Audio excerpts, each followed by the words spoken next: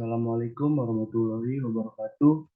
Perkenalkan, nama saya Pandu Nugraha dari Prodi Manajemen semester 2. NIM saya 28922250133. Yang saya hormati dosen pengampu Bu Trin Hartini, MPD. Di sini saya akan mengerjakan tugas UAS akhir semester PPKN.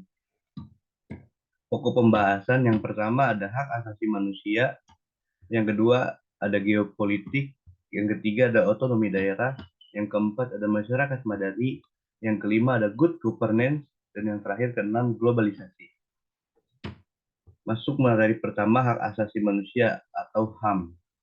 Pengertian hak asasi manusia. Hak merupakan sebuah kewenangan atau segala sesuatu yang berhak dimiliki oleh setiap individu sejak dilahirkan di dunia.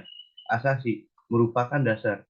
Manusia merupakan makhluk hidup yang memiliki akal dan budi. Manusia termasuk makhluk Tuhan yang Maha Esa. Hak asasi manusia merupakan perangkat hak dasar yang telah melekat pada setiap individu sejak dilahirkan di dunia sebagai makhluk Tuhan yang Maha Esa dan wajib dijunjung tinggi, dihormati, dan dilindungi oleh negara, hukum, pemerintah, dan setiap orang. Fungsi serta tujuan hak asasi manusia.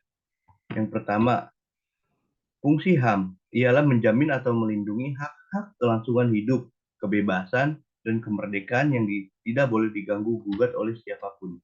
Yang kedua, tujuan HAM yaitu melindungi orang-orang dari kekerasan dan kewenangan, mengembangkan rasa saling menghargai antar manusia, mendorong tindakan yang dilandasi kesadaran dan tanggung jawab untuk menjamin bahwa hak-hak orang lain tidak dilanggar. Ciri-ciri hak asasi manusia. Yang pertama, hakiki.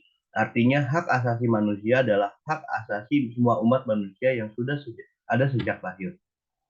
Yang kedua, universal. Artinya hak asasi manusia berlaku untuk semua orang tanpa memandang status, suku bangsa, gender, atau perbedaan lainnya. Yang ketiga, tidak dapat dicabut. Artinya hak asasi manusia tidak dapat dicabut atau diserahkan kepada pihak lain. Yang keempat, tidak dapat dibagi. Artinya semua orang berhak mendapatkan semua. Memasuki materi kedua, yaitu geopolitik. Pengertian geopolitik. Geopolitik sebagai suatu ilmu secara etimologi berasal dari kata geo, bumi, yang menjadi wilayah hidup. Politik atau polis yang berarti kesatuan masyarakat yang berdiri dari sendiri atau negara. Dan tea yang berarti urusan politik, bermakna kepentingan umum warga negara suatu bangsa. Sunarso 2006 halaman 195. Sebagai acuan bersama, geopolitik dimaknai sebagai ilmu penyelenggara negara yang setiap kebijakannya dikaitkan dengan masalah-masalah geografi, wilayah, atau tempat tinggal suatu bangsa. Geopolitik biasanya juga disebut dengan wawasan Nusantara.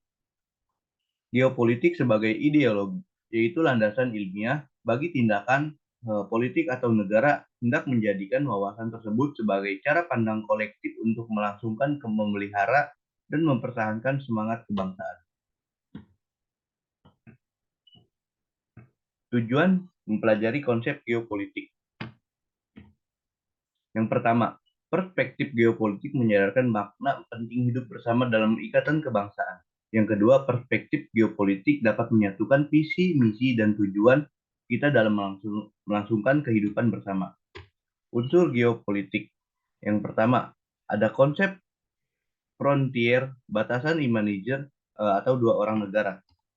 Yang kedua, konsep politik, kekuatan yang terkait dengan kepentingan nasional. Yang ketiga, konsepsi keamanan negara dan bangsa sama dengan konsep ketahanan nasional.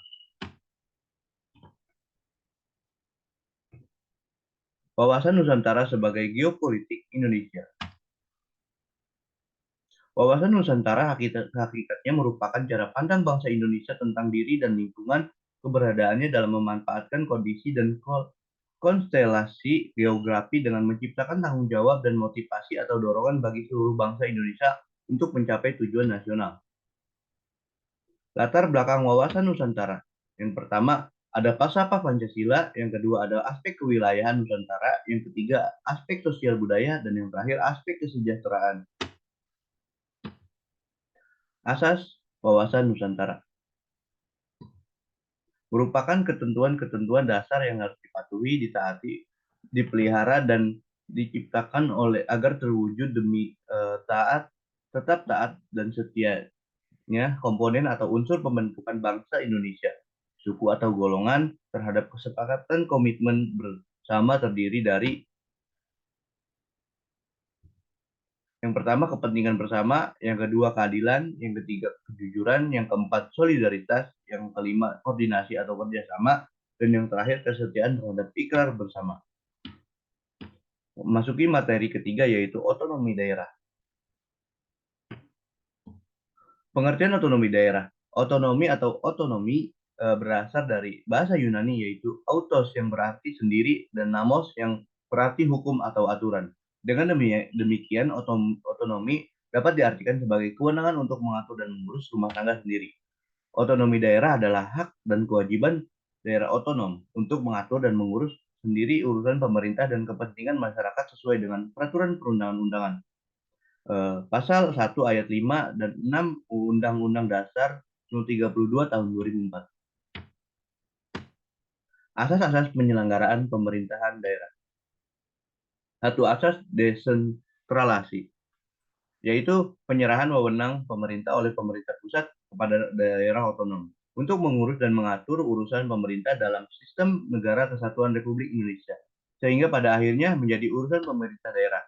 Dua, otonomi yang bertanggung jawab, yaitu perwujudan pertanggungjawaban sebagai konsekuensi pemberian hak dan kewenangan pada daerah sebagai wujud tugas dan kewajiban daerah dalam mencapai tujuan otonomi. Yang ketiga, asas tugas pembantu Med Bewin, yaitu penugasan dari pemerintah pusat kepada pemerintah daerah dan pemerintah desa, atau di pemerintah provinsi kepada kabupaten atau kota atau desa, atau dari pemerintah kabupaten atau kota kepada pemerintah desa. Prinsip-prinsip pelaksanaan otonomi daerah. Yang pertama, memperhatikan aspek demokrasi, keadilan, pemerataan, potensi, dan keragaman daerah. Yang kedua, didasarkan atas otonomi luas, otonomi nyata, dan bertanggung jawab. Yang ketiga, pelaksanaan otonomi harus sesuai dengan konstitusi negara sehingga dapat terjalin hubungan pusat, daerah, dan antar daerah. Yang keempat, untuk dapat membayar penggunaan masuk ke menu pembayaran transfer. Yang kelima, harus meningkatkan kemandirian daerah otonom, serta di dalam kabupaten dan kota tidak ada lagi wilayah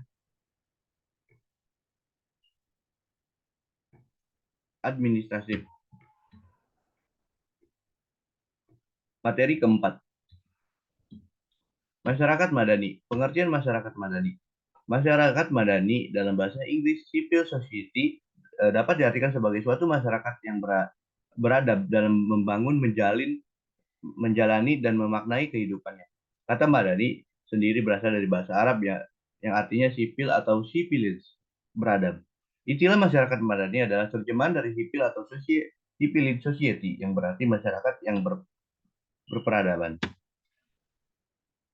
Unsur-unsur terbentuknya masyarakat madani. Yang pertama, adanya wilayah publik yang luas adalah ruang publik yang bebas sebagai sarana mengemukakan pendapat warga atau masyarakat.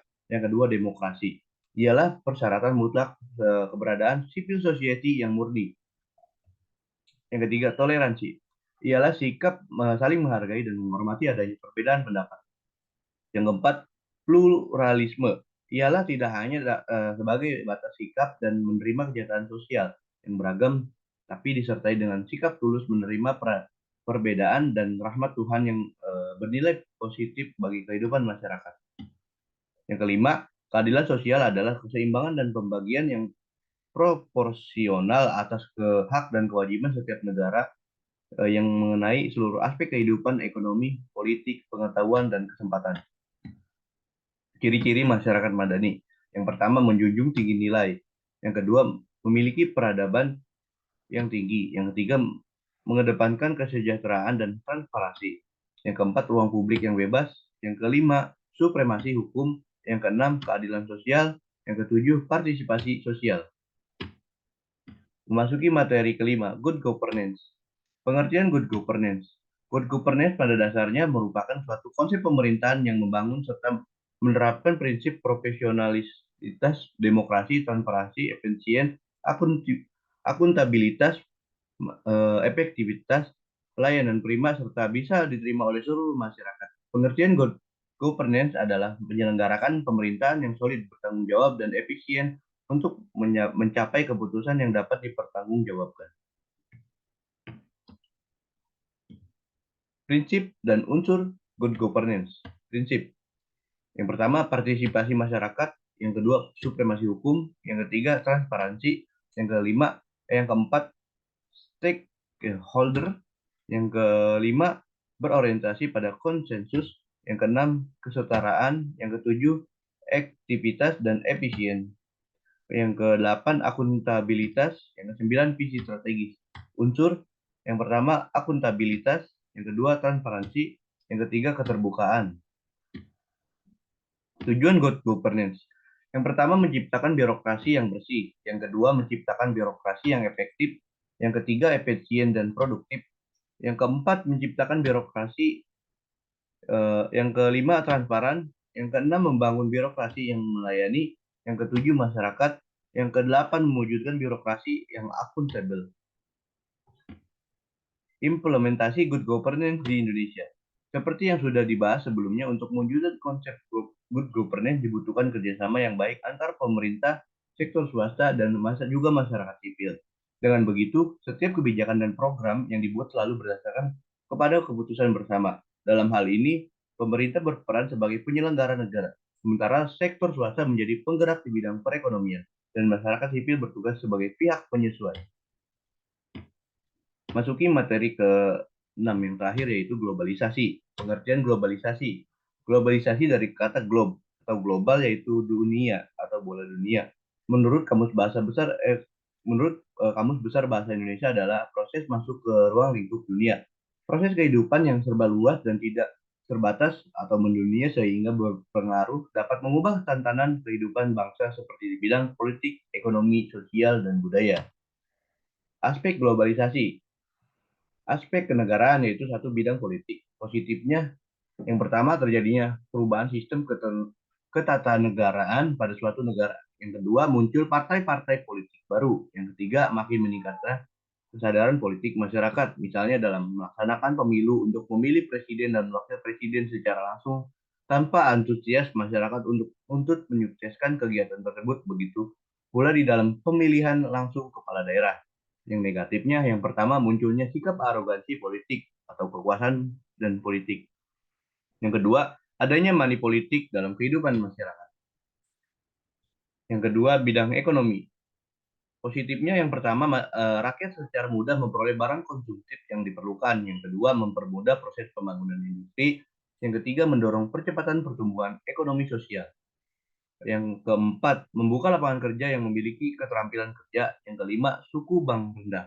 Yang keenam, meningkatkan ekspor terutama barang hasil produksi industri kecil dan besar serta hasil kerajinan rakyat. Yang terakhir, menghindari pola hidup konsumtif. Negatifnya, yang pertama, matinya usaha kecil yang tidak kompetitif. Yang kedua, upah kerja yang belum profesional atau masih rendah.